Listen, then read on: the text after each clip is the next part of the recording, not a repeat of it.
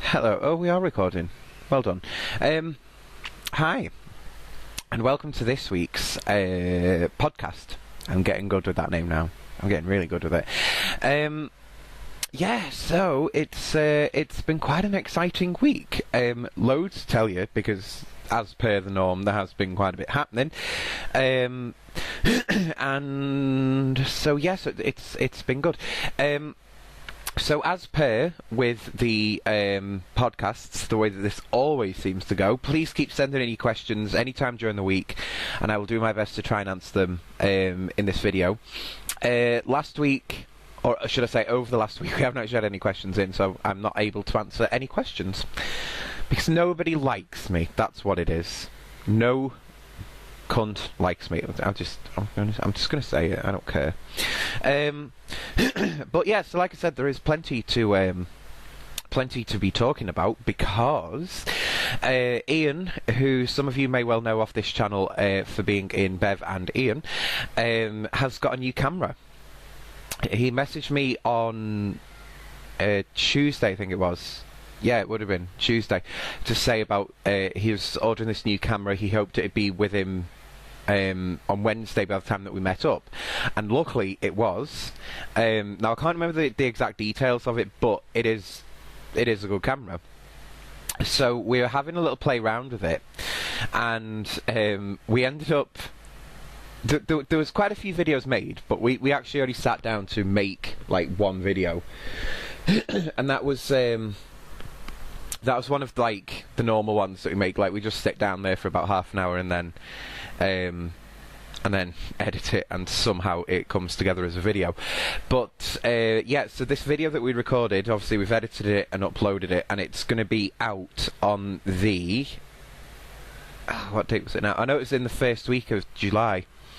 That's how far ahead we are on filming. The 3rd of July that video will be out. And it's dating tips, but yeah, it's just quite a funny video with like some of the little sly remarks we could get in and everything like that. But one of the other videos that we filmed, or should I say that Ian filmed, he had sat down with a camera, I think it was on the window ledge or something like that, and he was like, I'm just going to do this, and then he was talking. I think it was like just to test out the camera, but during that video, which is like 2 minutes long, I did this thing. I was like, oh, you're recording a message for Kerry's mum? And he went, yeah, recording a message for Kerry's mum. So you've probably seen the video already. It went up yesterday. Well, I say yesterday because I'm recording this on Thursday, as I always do for uploading on the Friday. But yeah, so we uploaded that yesterday, and that video has actually done really well. It's got like 30 views, which let me tell you, is quite a lot of views. Well, as quickly as it got them anyway, from this channel. I don't know, for some reason, the videos are never popular at first, and then for some reason they just go kind of a little bit crazy and get loads of views. But over time, of course. But yeah, so we recorded the video with the new camera, and that was fun. And I've also, like, while we're playing around on YouTube, I've also come across a video which I know that some of you guys will like to listen to. If you do a search in YouTube, not right now, after this obviously, but if you do a search for a fella, he's a singer called Chester C, and it's Chester as in Chester and C as in S-E-E, and he's done a cover with some other guys of the Daft Punk single with Pharrell called Get Lucky. And their cover, I've actually got to say, is probably the best I've ever heard. Not that I've heard many covers of that song, to be honest with you, but it's such a good cover. Like, I am absolutely in love with this cover. And it's just been really good. So I've been playing that literally non-stop, and I've got a few friends now that are like, I prefer this version more to the original. So yeah, so they've done quite well with that one. So yay, Chester C. So yeah, so I'll tell you what then. Let's take a look at what's in the news, because we always seem to do that when we're on here. Yeah, so I've noticed that recently Labour have started getting kind of more vocal with their politics. I think it's only because we've got like another full year to go after this one, and then we've got the election. So Labour really need to start pulling in some supporters, because they're just losing out. So one of the things that they've started doing, someone's obviously whispered in their ear and said, now is the time to tell people about your politics. Like, what would you do if you were in charge now? What would you do if you were to get in the future? All I can say is, over the past couple of weeks, while Labour have been saying all of this sort of stuff, it's kind of put me more off as a voter. Like, I really wouldn't vote Labour at the moment. I mean, less the fact that they have got a Punch and Judy doll as a leader, it just annoys me with some of their politics, because, you know, they're the first ones to turn around and criticise this government, yet if you actually look into some of their like policies that they would have or will have in the future, it's actually kind of spit an image to this government that we've got in at the moment.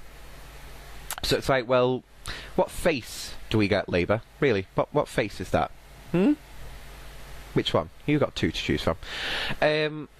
So yeah, so they've been saying about all these spending cuts that they would do, and it's just basically kind of mirror image to the government.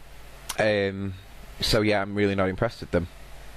One of the other things that has been in the news recently, which has kind of unnerved me a little bit, I suppose you could say, because it was happening like kind of close here, is the case of the Debenhams rape in Manchester. And for those of you that don't know, I think it was last year or the year before, but basically teenage boy, I think he'd left his mother in one of the shops or something like that. He got led away by one man.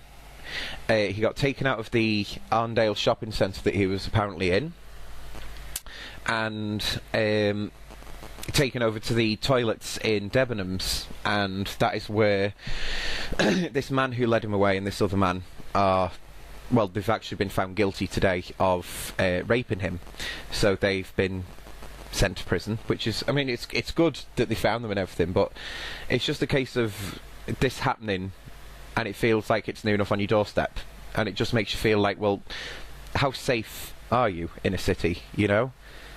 I mean, there is a lot more questions that I have to the case. I'm not just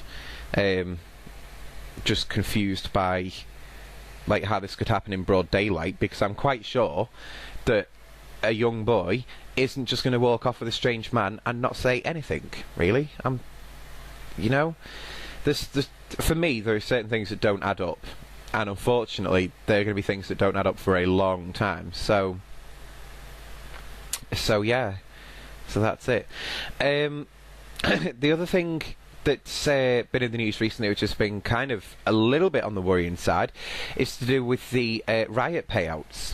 Now, for those of you who live in the UK, you will probably remember back in 2011, in the August, when the UK basically for like 5 days descended into rioting, like right across the whole of the UK. There was a lot of damage that was done. You know, a lot of people lost out on their homes, cars, public transport, businesses. You know, there was loads of damage caused. It didn't achieve anything, nothing changed, it was just completely bullshit. And everyone was in it for a different reason, and that's how you know it's bullshit. So, yeah. The government at the time were coming out during the day, and they would, you know, go and look at these burnt out buildings, and they'd say how terrible it was and how the government will be supporting you and we will pay and we will rebuild and blah blah blah. The government set aside 260, I think it's 260 billion pounds or million, I can't remember which one, but basically, yeah, so the government set aside this money, and a lot of people haven't actually received any of this money. And we're now talking, this is coming up to 2 years on from these incidents. And yeah, so it's just a case of waiting, I guess. Oh god, like the government's going to pay it out now. But while we are speaking of rioting, we do of course need to mention about what's been happening over in Turkey and what I still believe is happening in Turkey. I do have a friend of mine on Facebook